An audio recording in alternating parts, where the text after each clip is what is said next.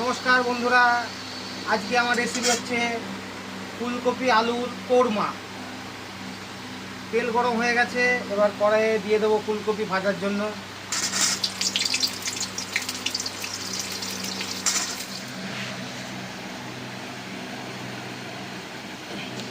ফুলকপিটা ভাজা হয়ে গেছে, এবার আলুটা ভেজে নেব। ভাজা হয়েছে, এবার আলুটা নামিয়ে নেব।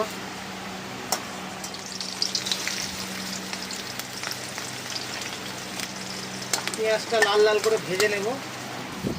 পেঁয়াজটা লাল লাল করে ভাজা হয়ে গেছে। এখানে আছে আদা, রসুন, জিরে গুঁড়ো পেস্ট, আমি দিয়ে দেবো এর মধ্যে। কষানো হয়ে গেছে, এবার আলু ফুলকপিটা দিয়ে দেবো। এর মধ্যে কিছু বাদামও দেওয়া আছে। জলটা দিয়ে দিয়েছি ফুলকপিতে, এবার ঢাকা দিয়ে দেবো। ফুলকপির তরকারিটা হয়ে গেছে, এবার নামিয়ে নেবো।